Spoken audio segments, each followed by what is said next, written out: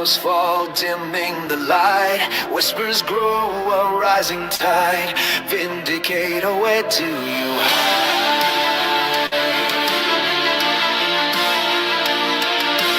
Fear is over, heart ablaze. Through smoky haze, he sets his gaze.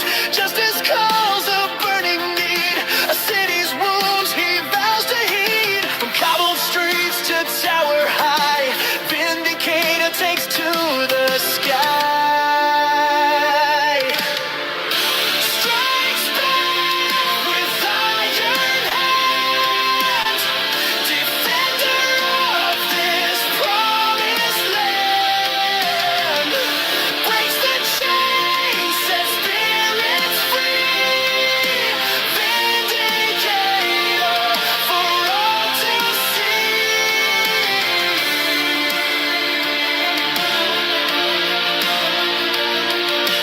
Whispers turn to thunderous roar as shadows creep.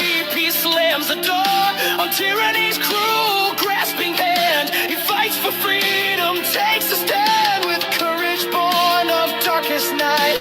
He ignites hope, a guiding light. Strikes back with iron hands, defender of this promised land. Breaks the chains, sets spirits free. Vindicator for all to see. Though battles rage and darkness reigns, hope's ember burns within his veins. He'll never yield, he'll never fall. He answers freedom's clarion call. Strikes back with iron hands, defender of this promised land. Breaks the chains, sets spirits free. Vindicator for all to see. A symbol etched against the moon. Vindicator rising soon.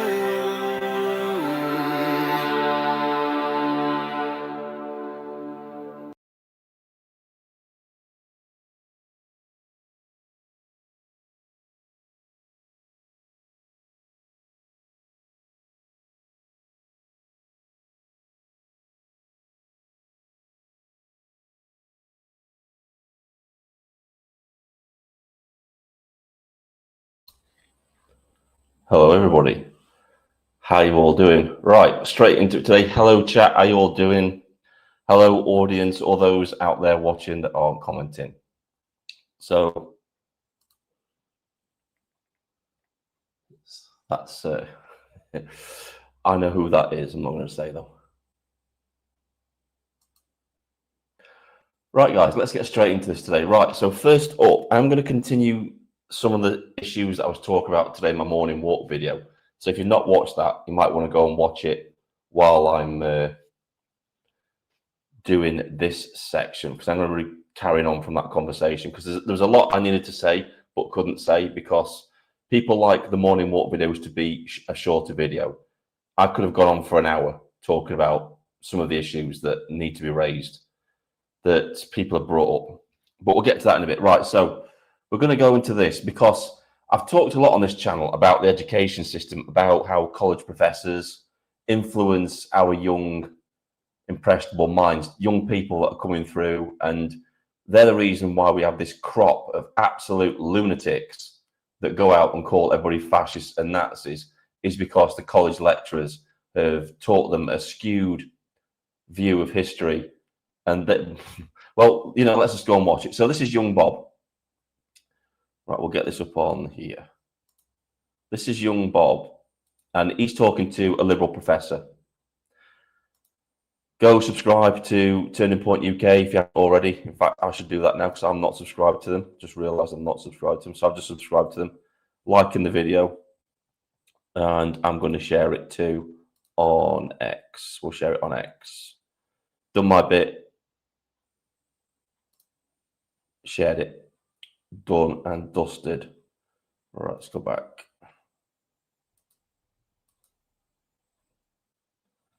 So now I need to go to X. There we go. So we're still sharing. Yeah, we're still sharing. Right, guys.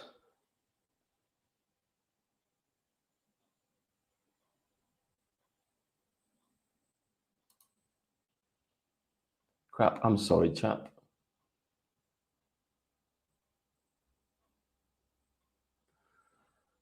I forgot to hit the like button, sorry. There you go. Right, so let's get into this. So this college lecturer here, he looks like a typical lefty, doesn't he? Absolutely typical lefty. And I'll just play it and I'll stop it and we can discuss what he's saying. So this is obviously young Bob. Or potentially being radicalized by fascism. Because I believe, oh my God, verbatimly you said my agenda. Yeah, I'm a college student. Not here. But you don't seem to be very good at thinking or learning. Right, so this is a common argument they do. This is what these people do. Look at it. Look at the state of him. Obviously a lefty. Right, so this is what they'll do. They'll immediately belittle you for lack of education or not understanding. Instead of listening to what you've got to say, then formulating an argument to counter what you're saying, they will immediately come in and try and belittle you as unintelligent. Because you can't accept their worldview, you're unintelligent. Straight off the bat, before he's even countered any arguments whatsoever, he's come in and tried to belittle young Bob, mainly for his age, saying, "Oh, you haven't got the ability to learn, you can't learn." It's like, how the hell do you know? This is what they do. Totally agree.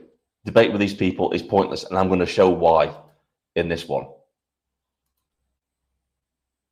Therefore, transgender ideology is collapses into biological determinants. Biological dogmatism gets forces different things. You'll end up in bed. Hold on. You'll end up in bed. A whole bunch of fascists that say that black people get. This is it. This is what they do. He's not countering anything young Bob says, and you'll end up in bed with a load of fascists. It's all ideology. It's all feelings.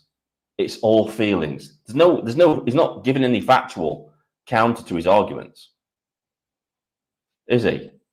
This is the level of their debating ability. Low intelligence. I mean, like that's where you went. Sticking to biology is somehow going to make the black people have less intelligence. So let's recap. In what way? If I say you need to be careful about getting to the bed with fashion, yeah, you've said. Have I accused you of thinking? So obviously, right, this is how they argue. That he's not arguing any points that young Bob is bringing up. All he's doing is labeling him. He's saying, if you think this way, then you're getting in bed with fascists. That's how they do it. They demonize you. They demonize you for what you believe. If you believe this certain way, you're getting into bed with fascists. He's not even countering any of the arguments that young Bob is presenting. And this is how these people argue. These are the people that are teaching our children. This sort of person here, he exists in nursery schools, in primary schools, in secondary schools, in colleges and universities. These are the people that are indoctrinating, not teaching kids. They're indoctrinating kids into their ideology. Not to think for themselves, not to critically think, but to think as they do. So it's not really education. It's not education that kids are getting now in school. It's indoctrination into their batshit crazy ideology. So look at the chat.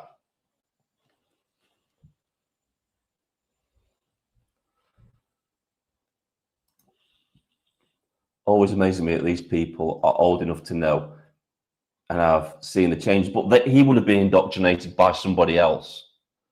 That's the point. They're all indoctrinated by somebody else into this bullshit ideology. Hi, Ben. Everyone is great to meet you yesterday. Nice one. Just want to say hi and thank you. Awesome. It was great to meet you too. I will, if you look on this live stream, I will drop my Facebook link into the live stream, so you can go and click on it. And if you send me a friend request, I will accept it, and we can continue our chat, because I really want to talk to you. I really do. It was amazing. I wish I got more time yesterday than I did to talk to you. I really do. But yeah, it was awesome coming to me. Thank you for that.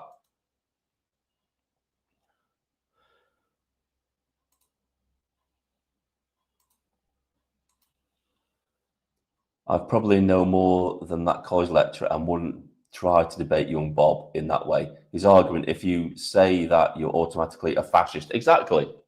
That's the way they think, Steve, isn't it? I haven't read anything, Alex. I haven't read anything. I haven't seen anything. I think the link that you sent was actually removed. Yeah, awesome, buddy. Yeah, I will do. I will do that at the end of the live stream, so watch out for it. Hello. Yeah, I'm doing really well, thank you. Doing really well, thank you. Right, let's get back into it. So you've essentially said that my beliefs in gender identity is just going to lead into a pipeline of fascism. Well, I haven't said That's that. what it means. You said that your ideas can potentially take that assumption. embed you. Fine. Okay, so let's actually debate what's said on the Rush communism. Yeah. Do you support communism? Communism is on the rise in Britain. You are kidding. The guy is absolutely ideologically captured, isn't he? He's ideologically captured. He has no critical thinking abilities at all. He's only got his ideology, and everything that goes against his ideology, he just dismisses. We all know. I mean, we've got a communist. He says communism isn't the rise. We've got a communist prime minister. Guy's an idiot. So Have you seen what reformer entered? okay. So Wait, let me get this right. Let me get that right. Let me get what? So a party that has a Muslim chairman is racist? Yeah, he's not answering any questions. He's just dodging every question, because he knows that if he gets pinned down and gets into a debate with young Bob, he's going to lose. He's going to lose badly, because he's got nothing. This is a prime example, and this is an educator. These are the people that condescend to you, that will come along and say, you need to read some books because you're not educated. And yet when they come to a debate, they're the ones that aren't educated. They project everything they are themselves. He's as thick as pig shit, this guy. Absolutely as thick as pig shit. He shouldn't be anywhere near teaching anybody anything, because he's always going to teach his skewed worldview to them. Always will do.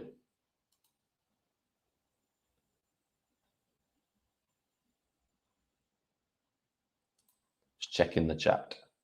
So let me get this right. You really do Let need me to get this read right. some Here we go. books. Where's the argument? Look, you really need to look. Let's go back. He used the argument. I don't believe it. He used the argument, right? Just watch this, right? Listen to this. Really do Let need me to get this read right. You really need to read some books. This is what they always say. But I would say to him, what books have you read? And now, if I was young Bob, that's what I would ask him. What books have you read? Karl Marx? Is that all you've read? Diversity, Equity and Inclusion for idiots, for dummies, Communism for morons. These are the books that this guy's read, aren't they?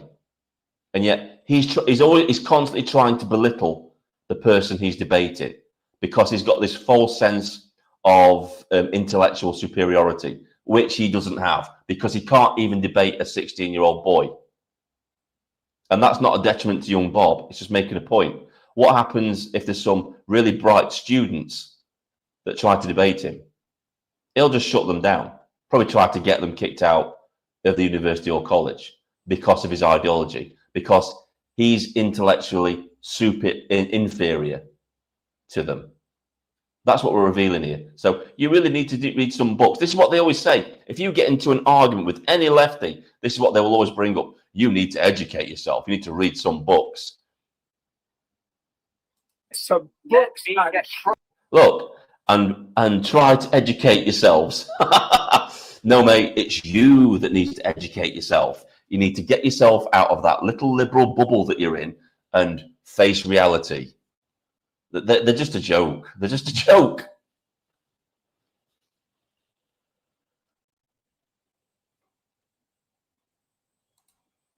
Yes, this is why I like to vary my live streams. It's so we get a varying amount of people coming in, because if I keep doing them at 7 o'clock at night, there are some people that do nights that can't come along to the live streams. If I do one in the day, say if I do one at 3 o'clock, there are people doing the school run and stuff like that. So I like to vary them a little bit. I mean, I tried to fix a specific time for the live streams, and I just thought, I can't do it because I've got a varying audience. People have got different priorities at different times of the day. So I can't nail down one specific time to do a live stream. So throughout the week, if I do various live streams, I'm guaranteed to pick up some of the people that can't get to do the live streams. That's what I'm doing it for at the minute anyway. I think that's the best way to be. But yeah, it's great to see new people in the chat as well. Lecturers don't read Gulag. Exactly. Hi, Vin chat. These lefties are living in a delusional bubble. They think they will be safe from those they support. Their wake-up call is going to get when the new future will be epic. Definitely. And I totally agree with this. Never trust a lefty with your kids. Definitely not. And this is a prime example of why you shouldn't.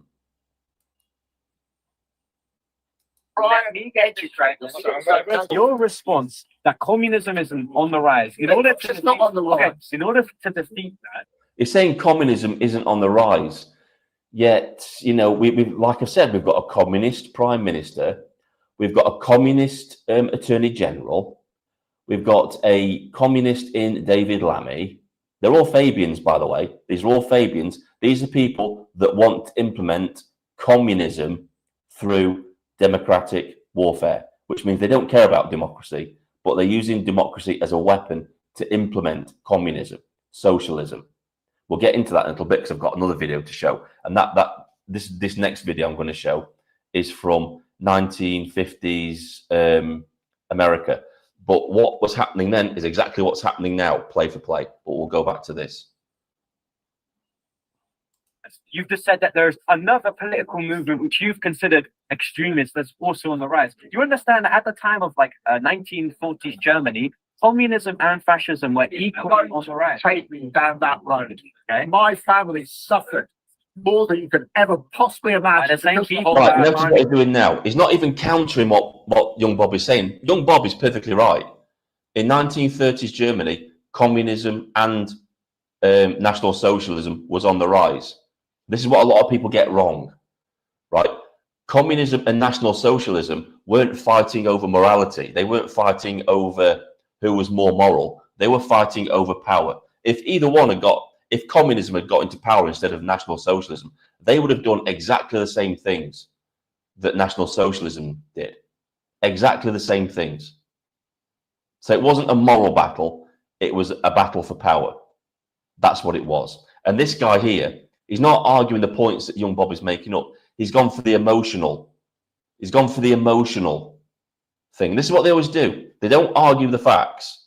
He has to get emotional. Don't you dare talk about what was going on in 1930s Germany. My family suffered through that period. That's irrelevant. That's irrelevant. And young Bob isn't even mentioning this guy's family at all. He's just bringing up facts that destroy this guy's worldview, and he doesn't like it. We'll play that again. Watch the shift. Watch the shift that he does.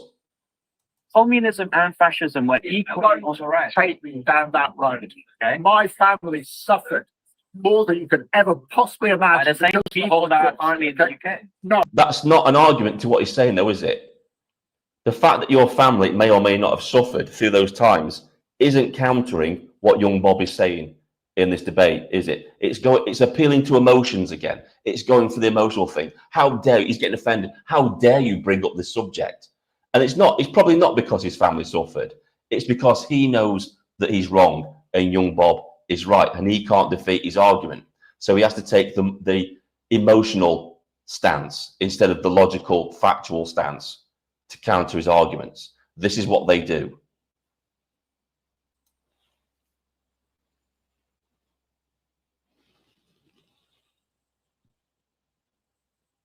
Look at some of the comments. Standard turn-out lanyard around his neck, lumberjack shirt, but never worked yet. Them men are drama queens, because if it came to a real fight, not talking fight, they would run because they don't really believe in what the shit they talk. No, they don't. It's all about virtue signaling. But you didn't suffer, so what do you know? Exactly, Steve. They weren't even there. It's just an emotional argument. It's just to try and shame Bob into shutting down the debate because he doesn't want to offend this guy. And it doesn't work on people like young Bob. It might work on other wokerati, but it doesn't work on young Bob. If you're seeing one lefty narcissist debate, you've seen them all. Exactly. This is a prime example. This is why I said the other day, people have asked me, why don't you have lefties come and debate on your channel? This is why. Because you can't debate them. And this is a college professor. This is the cream. This is the best of the best they can offer up. Not just the average unwashed lefty that hasn't got a brain cell, two brain cells to rub together. But this guy, this is who who represents them intellectually. And he can't even argue against young Bob because they can't. They've got no arguments. They're vapid, absolutely vapid. And this is why lefties don't come on here, because if they come on here, they've got to defend their arguments. They can't appeal to emotion. They can't appeal to feelings. It's pure facts, and they don't have any. And that's the point. Why do you think they spend so much time trying to censor people? It's all censorship. It's because they know they don't have an argument. If you censor the people that can counter your arguments, you're the dominant voice, aren't you? And that's what they do it for. That's why you will never see a lefty come on here. It will be very rare if you see a lefty actually come into the live stream and try and debate me. They'll come in the chat where they can hide, but they won't come on a live stream, because the minute they do, I can start bringing up the facts and evidence on the screen from the internet to prove them wrong. And they can't bear that because it's ideology. It's pure ideology with them. It's not facts, not evidence. That's what it is. So look at this. All right. We all suffered during that period. Millions died. So again, he's old enough to know he's just a crybaby with no experience. Exactly. The ideology they've been pulled into is consuming for them. And no matter what you show them, you will never change. You know you won't, because they're dogmatic. It's dogmatic. They can't change their worldview. And in order to have an honest and open debate, like I said before, each side that enters the debate has to be willing to change their worldview. If you don't, you go into that debate and you're just fixed on your worldview and you won't accept any new evidence. And if anybody tries to give new evidence to you to prove your worldview wrong, they'll act like this guy. They'll appeal to emotion. They'll say you're uneducated. It's the meme. It's the meme itself of playing chess with a pigeon. It'll knock all the pieces over and it'll shit on the chessboard. And that's exactly what this guy is doing right now. One of my ancestors was an oil mine in the Ukraine in the 19th century. Doesn't mean I know what his life was like. Exactly. Afternoon, Vin. Hope you're doing well, mate. Yep, doing really well, mate. Hope you're doing great too, buddy. While I'm on the subject of wishing people well, I want to wish Tom, 00 News, all the best today. He's gone in for a hospital appointment today to sort his feet out. He's got a condition, so I'm wishing Tom all the best today. And, you know, I'm guessing all you guys are sending your wishes to him as well. And I wish him I don't think he's going in for the operation today. He's going in for a consultation. He's got a series of operations to go in for. So, yeah, hope he does well.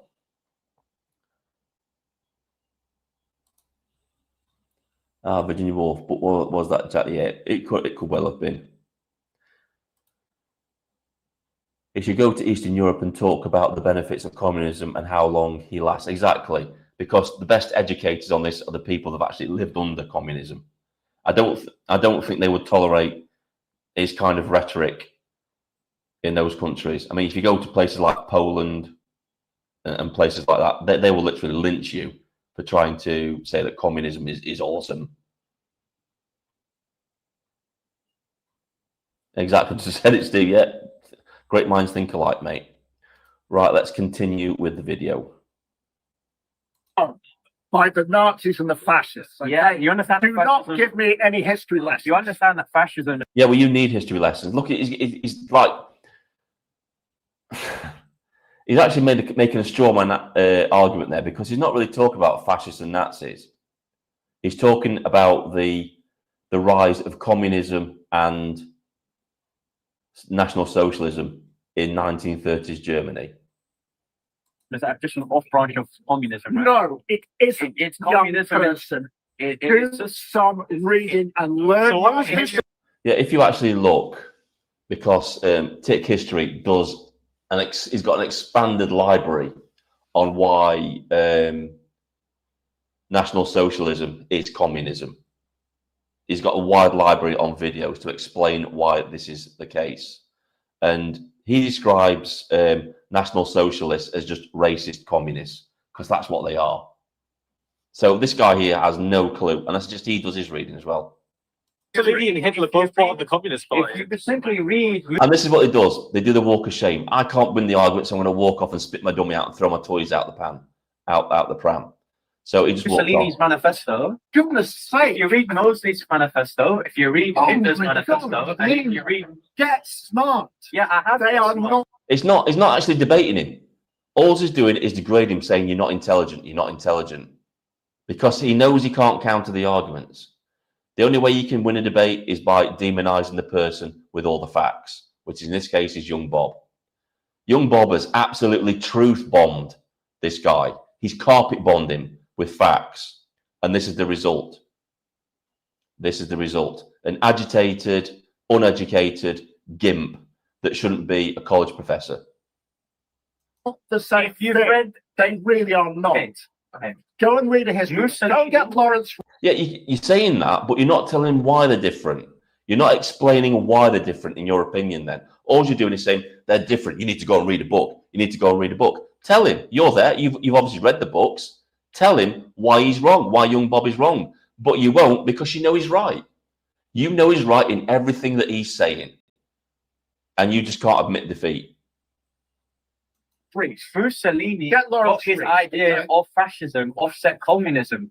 Fascism is simply the privatization Please of try controlling. and be good students and learn something. Read some books. Appealing to emotion. You've got nothing, mate. You've not answered any of his questions. You've not countered any of his arguments. You've just gone into this little tantrum of throwing all your toys out the pram. Look at how they react. Look at how they react. And then people wonder why we've got a generation of absolute nut jobs that have been turned out from universities, colleges, schools. It's because of people like him.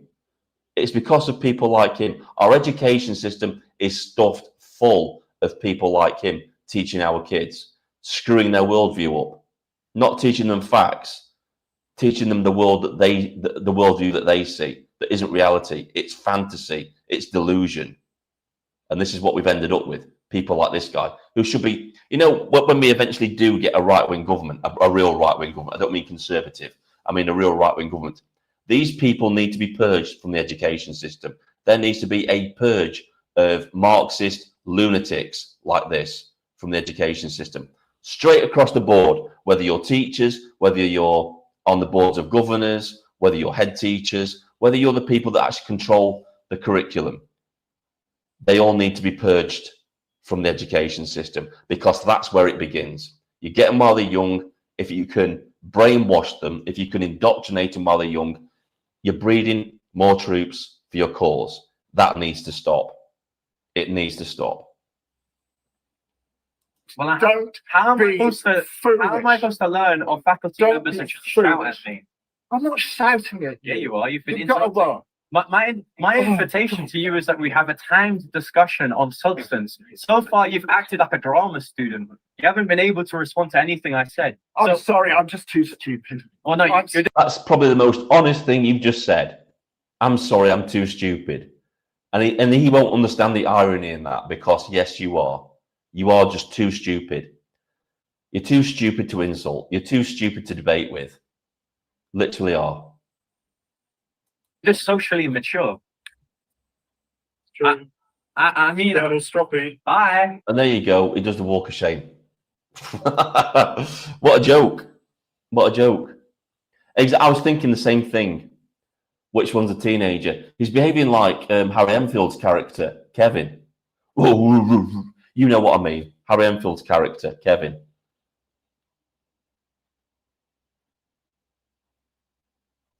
Yeah, I would say that young Bob is definitely our version of Charlie Kirk. But what a joke. What a joke. That was a sudden I knew, but I didn't expect the rapid deterioration. I don't know what that is. I don't know what that's about. Taking that's another conversation taking place.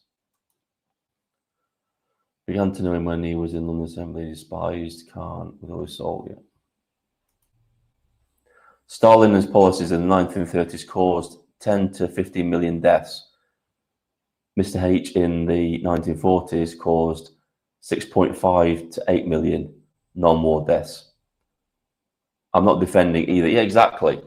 But this is my point though, right? How come communism always gets a free pass when it's the biggest killer of people in the world? It seems to get this free pass. Everybody seems to concentrate on the National Socialists. Yeah, they were evil. They were evil to the core.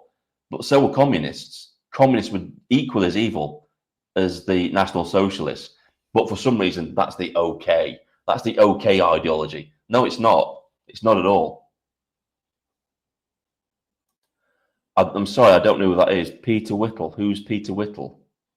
I've never actually heard of him. Sorry, me, I'm just ignorant. I've not heard of him. Yeah, it's the walk of shame. It's always the walk of shame. Totally agree. Communism should be banned. Socialism should be banned. Socialism should definitely be banned. I'm gonna have to have a look. I'm gonna have to look this guy up and later on when the live stream's finished. I don't know who this guy is, but yeah, whoever he is, obviously, I'm sorry to hear that he's died. I'll probably know him when I see his face. Right, we're gonna take a look at a new.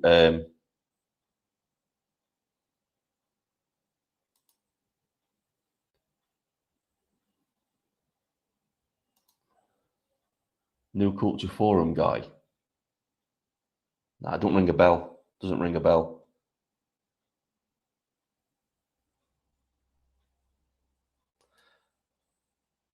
Oh, I think I know who you mean. I think I know who you mean. Yeah. Didn't he interview Tommy Robinson at one point? Sure he has. He's been on his podcast, and I'm sure he has. I'm gonna check it. I'll check him out in a bit. Right. Let's get to the next video, because this is interesting. We'll stop sharing that now, and we'll get rid of that. So this is interesting. So as you know, at the minute, everybody keeps asking, what is going on? Why are things happening the way they're happening in this country? What is the agenda? What is the agenda? So let's. This is from I think this is 1958 in America, and this guy. So look and see who it actually is. Well, I'll just put it on screen. You want to see, right? Because it's an interesting watch. At some point, I'm gonna have to get Yuri Bezmenov on. We'll have to get Yuri Bezmenov. Obviously, can't get him on because he's dead. But we'll get him on. We'll look at some of his lectures and what he said about the rise of communism and socialism and how they will infiltrate society and take over, because everything that guy says is true as well. So this is the plan to destroy America explained in a 1958 speech. So this is America, but just swap America for Britain, and it's exactly the same thing that's happening at the minute. So I'll just play this. There are three possible methods by which the communists might take us over. One would be by a peaceful coup d'etat, as in Czechoslovakia in 1948. The second method would be by fomenting civil war in this country and aiding the communist side with military might. But there is a third method, which they are clearly relying on most heavily. And this is taking us over by a process so gradual and insidious that communist rule is slipped over so far on the American people before they ever realize it is happening. The process in that direction is going on right now, gradually but surely, and with ever-increasing spread and speed. A part of that plan, of course, is to induce the gradual surrender of American sovereignty, piece by piece and step by step, to various international organizations, of which the United Nations is the outstanding but far from the only example. But another part is the conversion of the United States into a socialist nation, quite similar to Russia itself in its economy and political outlook, before police state enforcement is ever introduced. The best way to explain the aim here is simply to quote the directive under which some of the very largest American foundations have been secretly but visibly working for years. This directive is so to change the economic and political structure of the United States that it can be comfortably merged with Soviet Russia. Now, here are the communist aims for the United States. 1. Greatly expanded government spending for every conceivable means of getting rid of ever larger sums of American money as wastefully as possible. 2. Higher and then much higher taxes. 3. An increasingly unbalanced budget despite the higher taxes. 4. Wild inflation of our currency. 5. Government controls of prices, wages, and materials, supposedly to combat inflation. 6. Greatly increased socialistic controls over every operation of our economy and every activity of our daily lives.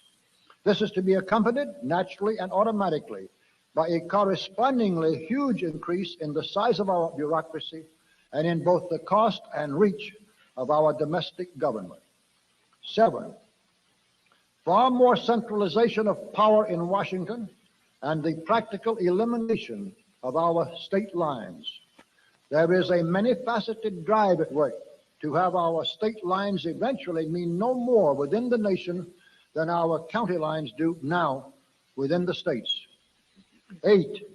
The steady advance of federal aid to and control over our educational system, leading to complete federalization of our public education. 9. A constant hammering into the American consciousness of the horror of modern warfare, the beauties and the absolute necessity of peace. Peace always on communist terms, of course. And 10, the consequent willingness of the American people to allow the steps of appeasement by our government, which amount to a piecemeal surrender of the rest of the free world and of the United States itself. In summary, gentlemen, we are losing, rapidly losing, a Cold War in which our freedom, our country, and our very existence are at stake. And while we don't seem to know we are losing this war, you can be sure the communists do. There is just one thing, only one thing in the whole world which the communists fear today. It is that despite their tremendous influence in our government and over all of our means of mass communication, the American people will wake up too soon to what has really been happening and what is now happening right under their very noses. The only thing which can possibly stop the communists is for the American people to learn the truth in time. There are 3 parts. So you can't argue with that. If you actually listen to that, you realize everything that he said in that speech was exactly what's happening now. So this is The Plan to Destroy America, explained by Robert Welch in 1958. So everything that Robert Welch here is actually talking about is happening right now in this country. Everything that he said, play for play, is what Starmer is doing. Massive overreach of the government, massive government spending to waste money, to basically bankrupt the country, because they want to turn it socialistic. They want to turn it communist. And the only way they can do that is by destroying the country and then rebuilding it communist from the ashes. That's their intention. That's what he said it himself in the speech. An unbalanced budget. The budget is unbalanced. It doesn't make any sense. Doesn't make any sense at all. It's all designed to collapse and destroy the country. And this was said in 1958. And yet here we are in 2025, and everything this man is saying is now happening in this country. It's no coincidence, is it? It's no coincidence at all that this is happening.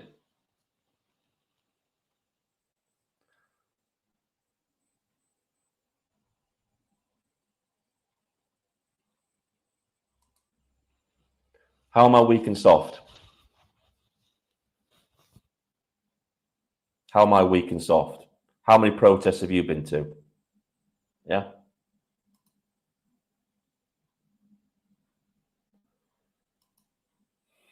You guys don't realize you're making no difference. No one cares. No, the purpose of this channel is to wake people up. I am making a difference. I talk to people in the street every day. People that come up to me and recognize me and say, you're making a difference. Keep going. You're waking people up. That's the purpose. So before you come to this channel, right, and say you're making no difference, you have to ask yourself what difference you're making. Don't criticize others before you're doing something to change things. If you're doing nothing, then you're a part of the problem.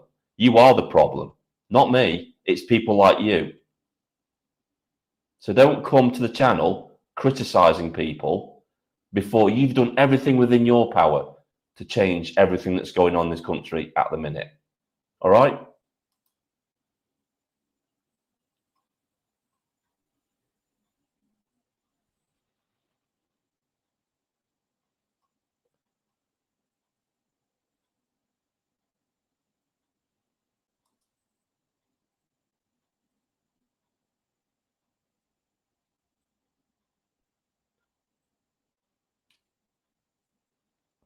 You know what? I'm not going to, I'm not even going to, I'm not even going to deal with people like that.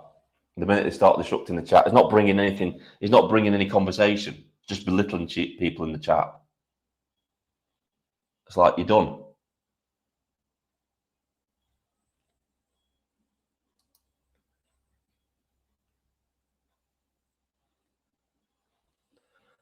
Yes, it's happening, but what can we do? Well, this is the issue, right? This is what happens. People say, they come out and they ask, well, what can we do? They say, what can we do? When it should be, what can I do?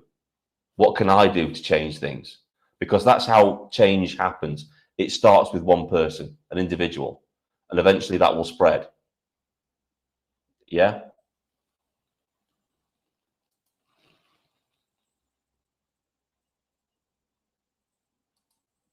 Exactly. Pay more taxes. It doesn't make any sense at all. He's gone bye-bye. I banned him. Banned him. Yes, you hit the nail on the head. I timed him out. He did the same to me in the live chat, yeah?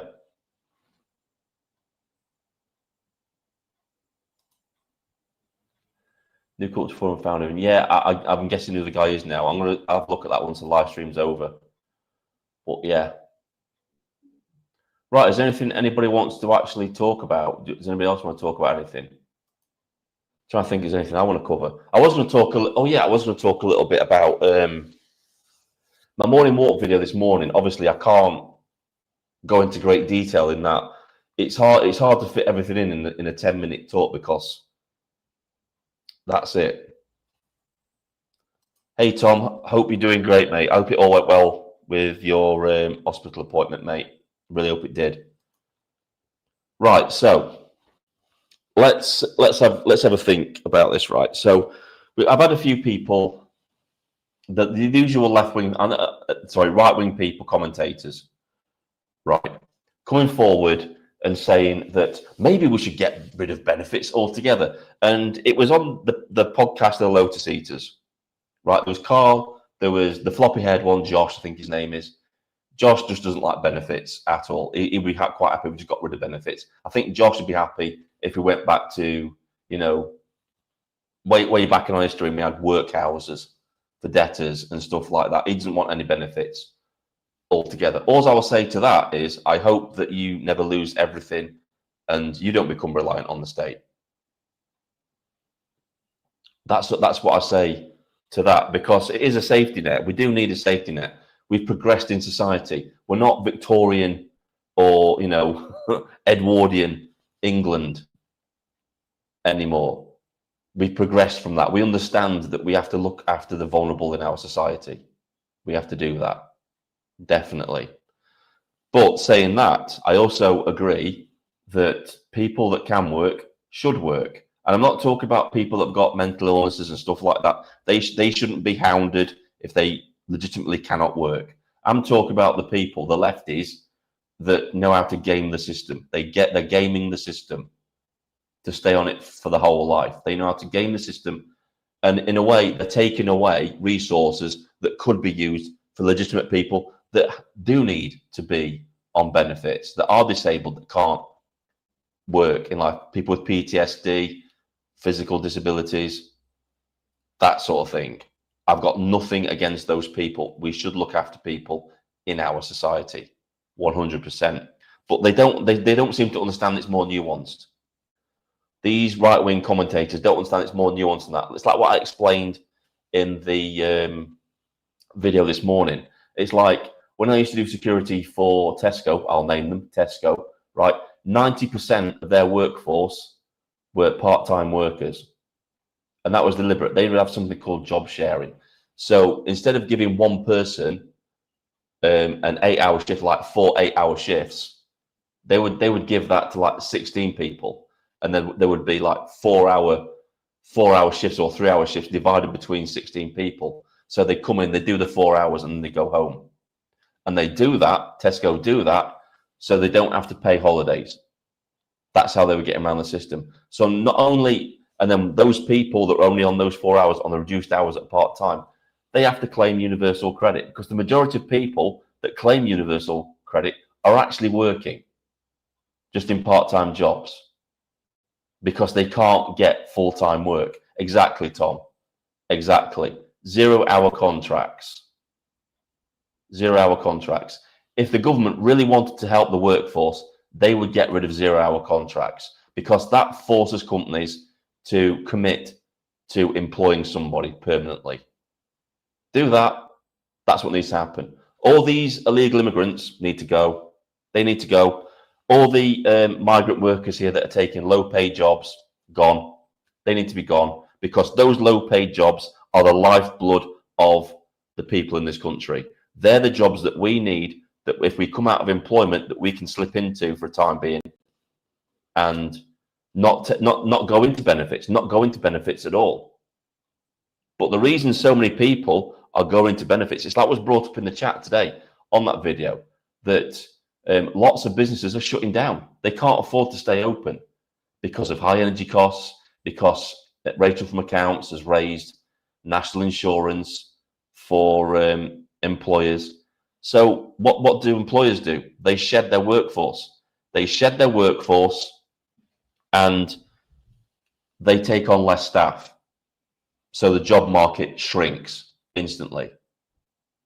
And now we've got a real issue, because people are looking for work. They can't find work, because whereas they could just dropped into flipping burgers at McDonald's for a few months to tide them over till they get another job while they're looking for another job, they can't do that anymore, because Abdul from India is now in that job. He shouldn't be in that job. He shouldn't be in that job, because we should only be using immigration for labor for areas where we actually need labor, where we have a shortage. That's what we should be using it for. We shouldn't be using foreign labor as cheap labor. That's what we shouldn't be doing. That was one of the reasons many people voted to leave the EU, to stop the influx of cheap labor that was undercutting our jobs, driving wages down, and making it hard for people to get a job. That's why we voted for it. So look at some of the chat. Governments have used benefits to divide us and conquer us. Exactly. And you know what, Tom? The biggest scroungers out there are the MPs, are the political class. Let's talk about how big companies screw over the workers. I've just mentioned one, Tesco, by only employing part-time staff and job sharing.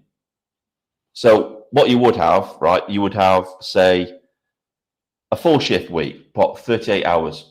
38 hours a week, probably doing 8 hours a day, 5 days a week, probably. Something like that, right? So what Tesco did, because if you employ somebody full-time, then you have to pay them holidays.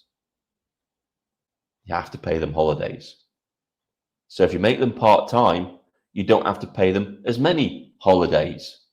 So they split it up between two people. So instead of giving a 8-hour shift to one person, you give an 8-hour shift to two people, 2 4-hour shifts.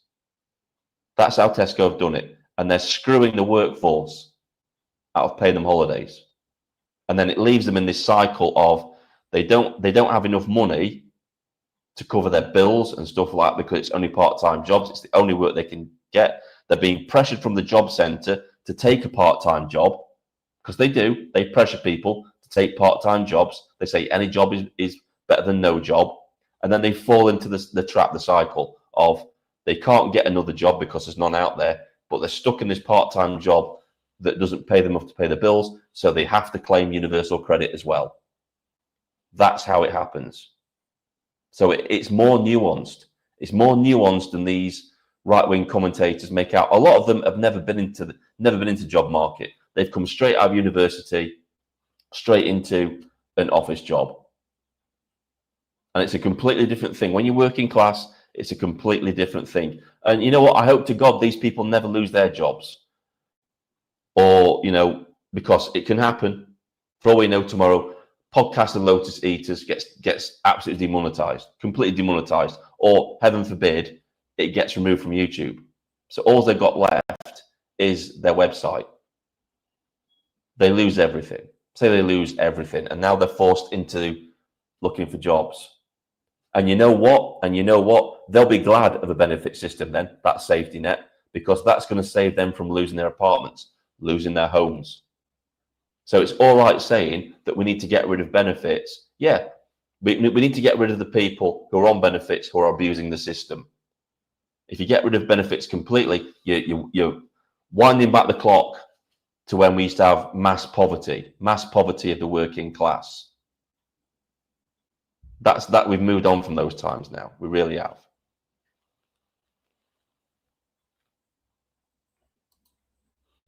Exactly. When you lose everything, that national insurance keeps them off the streets. Exactly. Exactly. And this is something else they don't realise. So say they get rid of benefits. Say these right-wing commentators get their wish and benefits go the way of the dinosaur. I can't believe Carl Benjamin said this, but he said, oh, people will give to charities to help them out. It's like, are you trying to be Ebenezer Scrooge, Carl? I want to say this, I'm not attacking Carl. I like Carl, but sometimes some things he says, he doesn't think about before he says them. And he comes across as, what the hell are you talking about, Carl? He's a typical middle-class to upper-class person that has never walked a mile in the shoes of a working-class person. It's that sort of thing. And it's like, until you've walked a mile in the people that you're talking about, you shouldn't really talk about them. But there we go. Exactly, right? So he doesn't take in consideration that the people that are falling on the hard times around may have worked all their life, paid into the system all their life, and now they're suddenly finding. And this is you'll be a testament to this, Tom, because I bet you've been through this yourself, right? It's a very two-tiered system, the benefit system as well. When we got made homeless, I basically had to fight tooth and nail for every single benefit that I got, even though I paid in for it my whole life, 30 years. I had to fight tooth and nail. I applied. I was told what I could apply for. I applied for a discretionary grant, which would have tied us over with stuff. Couldn't get it. Didn't qualify for it, even though I paid into the system all my life. Had to fight tooth and nail for absolutely everything that we got. You saw it yourselves. We came into, fair enough, they gave us a council house, but there was nothing in here. We didn't come into a fully furnished house like some of these illegal immigrants are when they're given a newly built house. It's fully furnished with all the mod cons and stuff in it. We didn't get that. We literally had to live in a shell of a house until we could put carpets down, until we could afford flooring. So they just don't understand sometimes. They don't get. They're making points from ignorance because they've never done it. They talk about stats and statistics, but they've never actually gone out and spoken to people who this affects. And that's what annoys me. And I'm not just having a go at podcasts and Lotus Eaters. There's quite a few right-wing political commentators that immediately attacked people on benefits after the budget. And it's like, yeah, but let's talk about the political class as well, because they're the biggest scroungers out there. They get those big expense accounts. Let's not forget they're pulling deals under the table as well. They're the biggest scroungers out there, but it's always people on benefits that get the shit.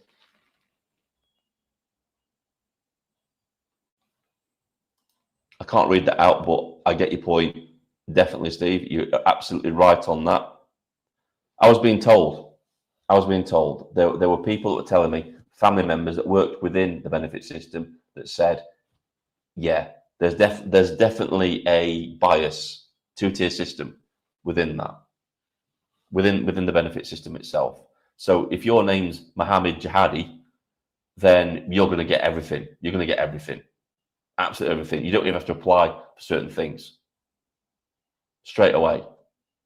If you're David Smith, like from the guy from the video this morning, who was an example, is a hypothetical person, you've got to fight for absolutely everything that you get, and then you might not get it. They will give you the bare minimum you need, while there are people coming to this country that have paid nothing into the system whatsoever, who are getting not just what I should be getting, but above that as well. It's a joke, absolute joke.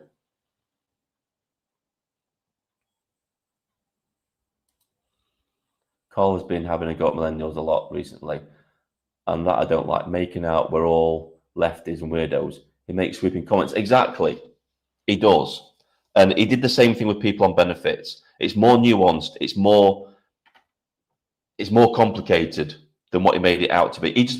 He made this broad statement, and it's, I know he doesn't mean it, but he said it in a way that it made like all benefits, everybody on benefits are scroungers. They're not. Yes, some people are on benefits. They are scroungers. They are playing the system. They are gaming the system, but not everybody. Not everybody. That's what I'm trying to say. And he made out that if if you want a job, there's one out there. No, there isn't. There are variables, there are factors that are actually actively stopping people from getting a job now, and it's deliberate. They're putting up deliberate barriers to stop people from getting jobs. Why do you think she raised? Everybody thought it was a great idea. She raised national insurance for employers. Why do you think they did that? Because they know that employers will cut the workforce. They will slash the workforce. They're paying. Can you imagine a small business that employs 10 people? Then all of a sudden, the price for having those 10 people in your small business, suddenly your overhead for that more or less triples overnight. So the small business has a choice, right? Go out of business or cut. Everybody lose their job, or cut 5 people from that small business and save 5 jobs. What choice do you think they're going to make? And it's deliberate. It's absolutely deliberate. And this is the nuance that loads of right-wing commentators, not just the Lotus Eaters, all of them, don't look at. And it annoys me.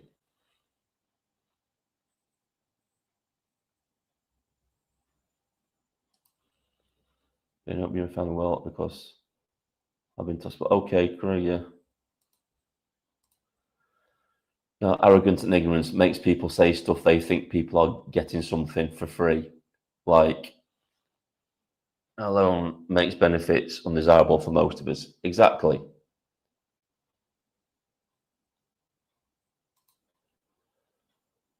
There you go. There you go, Tom. What job don't we? What job? We don't have an industry. Yeah, we don't. We don't have an industry. Look at my industry, the security industry, right? Absolutely decimated. You wonder why? Because you know what? At one time, even in times like this, you could guarantee that people want security. But you know what's happened? They flooded the security industry with cheap foreign labor. So now getting a security job is like rocking horse shit. It really is. These are the stopgap jobs I'm talking about. Retail jobs, doing retail security used to be a staple of the people doing the doors at the weekend. So if the shifts got cut on the doors at the weekend, they knew they got their regular job in the week to fall back on to boost up their wages. That doesn't exist anymore because of diversity, equity, and inclusion. These people, you know, they can't get a look in. I've tried it myself. You know what? I send off at least 500 job applications a week, and so I don't even get a response, because if you can look on your job advertisement apps like Indeed, Glassdoors, Monster.com, and now they tell you how many people are looking at your CV. You can see how many people are actually going for the job that you're applying for, and sometimes it's above 200 people. And unless you get in straight away, you're not at the top of the list. So, and then you've got being seen with your CV, and then you're fighting against diversity, equity, inclusion policy. It's Russian roulette. It's not guaranteed anymore. It's just basically a lottery. Putting a CV in now and applying for a job is a lottery, because, like I said in my morning walk video, you don't get judged on your merit or what qualifications you have to do the job. That's out the window now. It's all about your characteristics. Are you gay? Are you black? Are you a Muslim? What religion are you? What gender are you? These are the boxes they're ticking. And if you're none of those boxes, and this particular company on that day is box ticking, you're not getting the job. Some blue-haired lesbian, transgendered lesbian, that has no expertise in the job you're doing is getting the job just so their stats look good to the government. Oh, look, we're employing X amount of diversity in our company just to look good on a stat sheet. That's what's happening. And this is the nuance that these right-wing commentators don't see, because they've never had to go through it. They've never lived through it. That's the point I was trying to get across this morning.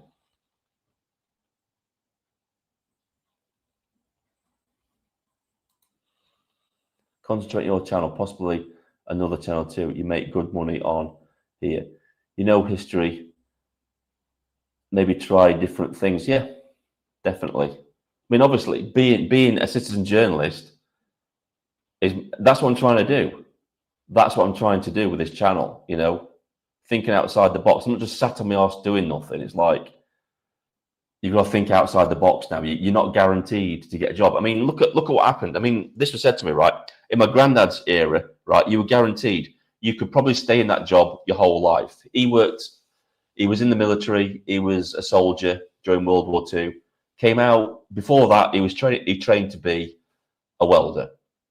So as soon as he came out of the army, did welding all over the country. Could have gone out, was freelance for a bit. Went everywhere all around the country. Everybody wanted him because he was good at his job.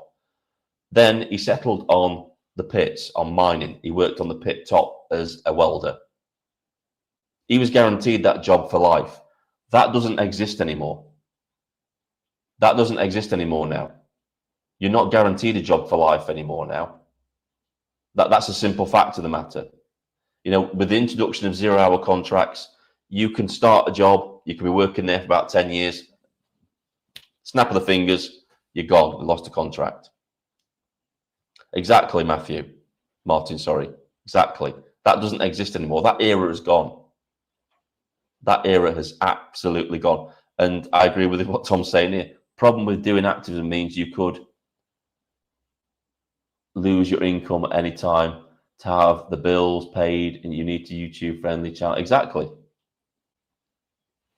What I'm doing needs to be done, but I've had to weigh up the pros and cons, because I've felt the effects already.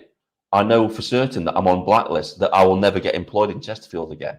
So if I want to get a job, I've got to look further afield to do that.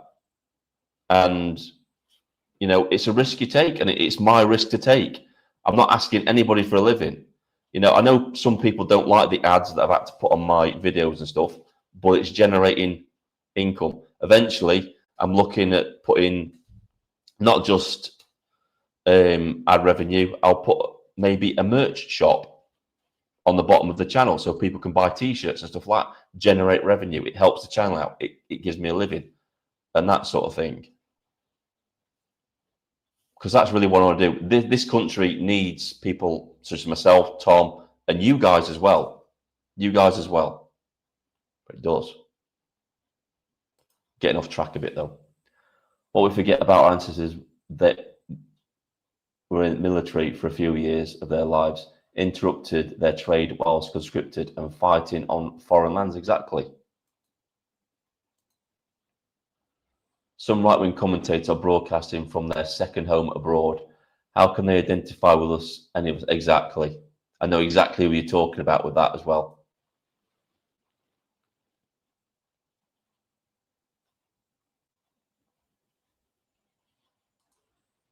Yeah, I don't think people are aware of the consequences. If Vin wasn't monetized, YouTube reserved the rights to put adverts on anyway. Yeah, they will. As soon as your videos start reaching a certain amount of views, they just whack them on there. I've had views. I think I only had at the time when I only had about 150 subscribers. YouTube were putting ads on certain videos because they reached a certain threshold of viewership. So even though I wasn't monetized, YouTube was still making money from them. So any YouTube creator would be stupid not to join the partner program, because at least you're making some money from the content you're producing. Yeah, they do. Yes, they do. 100%. I was monetized once before. I gained 80 quid and then they just took it all away. I stopped trying. Don't stop trying. Keep going. Keep going.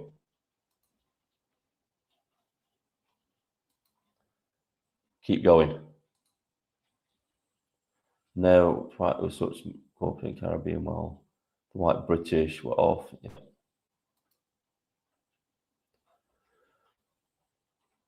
See if there's anything on Twitter we can look at.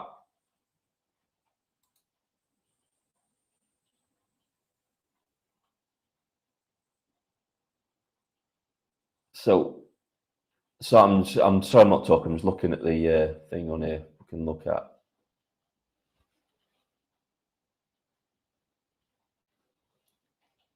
Looking at all the idiots that are pushing for more people to die on the front lines in Ukraine. Morons. So it's filled full of it. They're just idiots. It's all politicians that will never see the front line in Ukraine. And it pisses me off. It's like, right, fair enough. You want war? Join up. Join up and go and fight on the front line.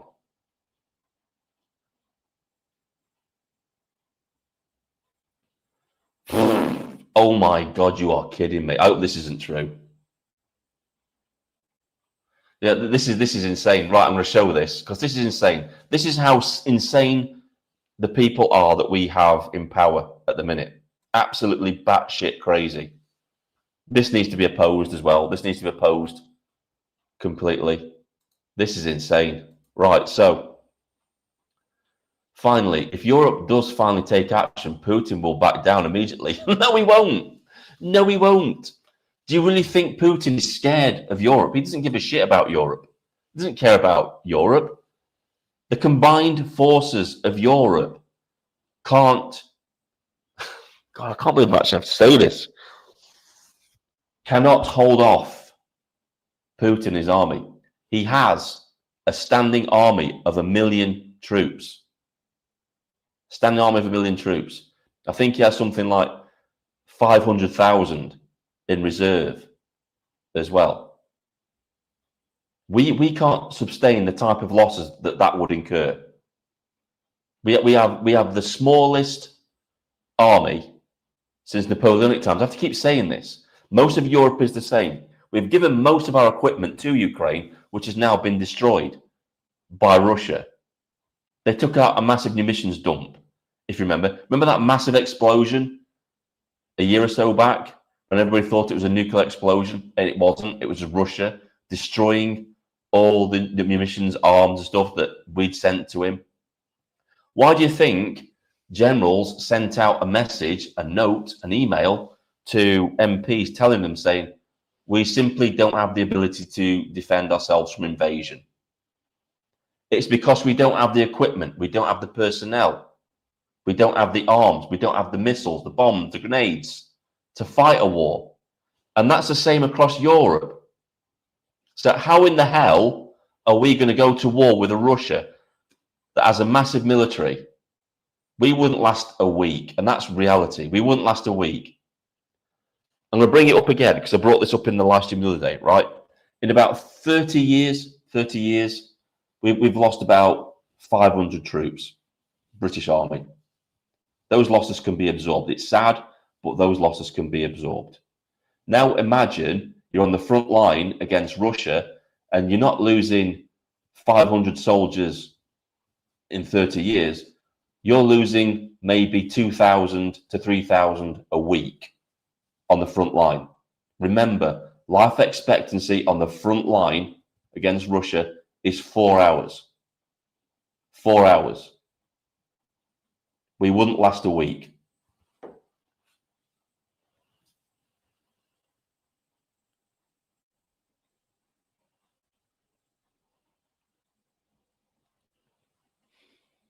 Yes, they are.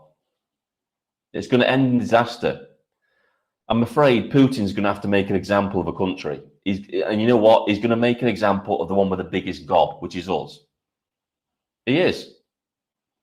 He really is. He's going to make an example before long.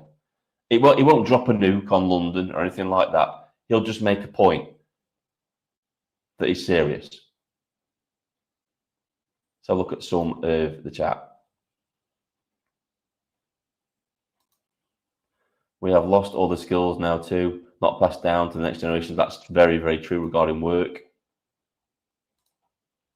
It was an insurance job to hide this fraud. It's not just that though, is it? It's the fact that, you know, the whole Ukrainian war is a money laundering operation. It's money laundering. The reason they want to go in hard against Russia is because if Putin marches in, takes over the whole country, he's going to reveal all these countries' dirty little secrets. All the dirty little back deals that they've been doing, everything. And they can't allow that to happen. It's going to happen anyway. But he's going to reveal all their dirty little money laundering operations, and it's going to collapse governments.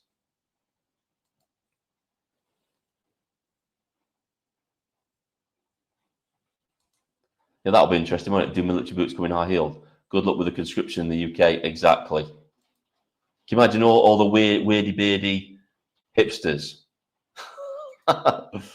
It's absolutely hammering it down here at the minute. It's actually right. We'll turn the camera on a little bit. We'll turn the camera and I'll show you what's happening outside because it's absolutely chucking it down. Right, I'll lift the. Can you see that outside? It's absolutely hammering it down. Hope we all saw that.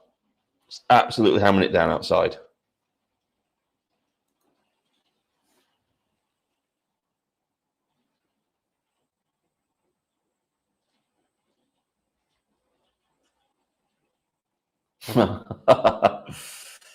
Yeah.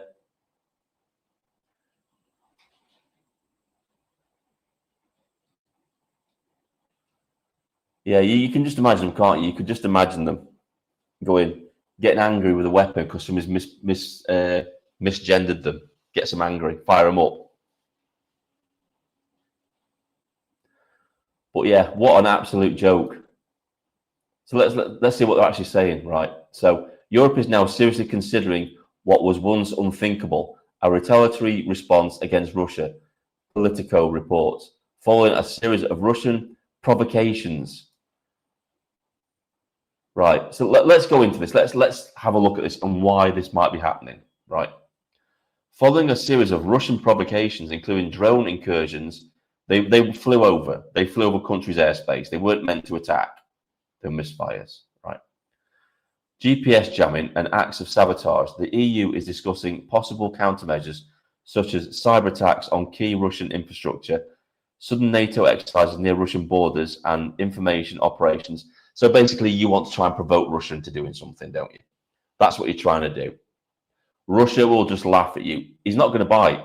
Putin's not going to bite, because whatever cyber attacks you do on him, he can do on you 1,000-fold. And it won't even lead back to Russia. It'll be via proxies. It'll be through proxies. He'll probably get some group in Iran to cyber attack European infrastructure, and then it's Iran. And then if Iran gets attacked, he doesn't care, does he? That's how it'll be done. Oh, but the key factor is, look, replies are switched off. I wonder why. I wonder why replies are switched off to that. I wonder why.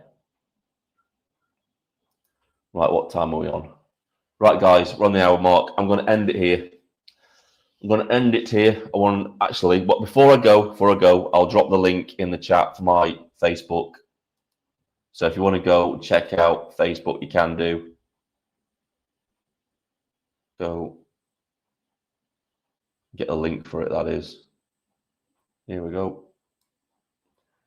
Go check me out on Facebook. You will have to send me a friend request, because I've got that in place, so I can check people before they come in, because I'm vetting them to make sure they're not lefty infiltrators.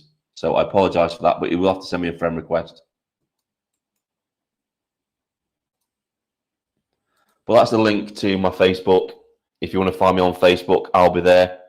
If you want to message me, that's probably the best way you can do this. Go and follow me on Facebook, and you can directly message me there. You can directly message me and all that kind of stuff on there. Hello, mate. How you doing? Thanks, buddy. Thanks, buddy. I'm sorry you actually in time. I want to keep it pretty short today.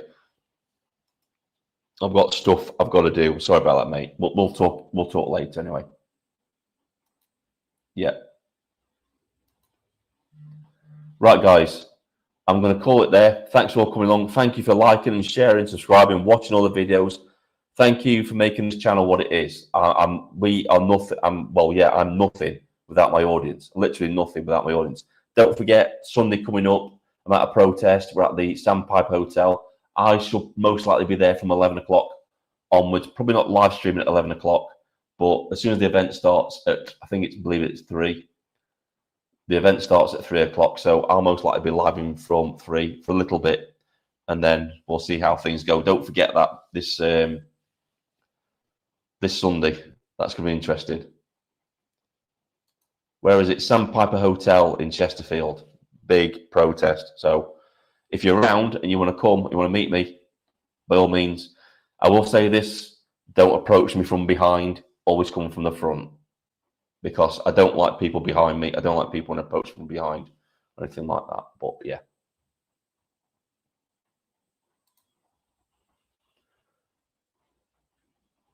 Good luck, Vin. Have a great day, chat. Thanks, Steve. Right. Thank you for coming, everybody. I appreciate it. As always, love talking to you guys. This is Vindicator, signing off.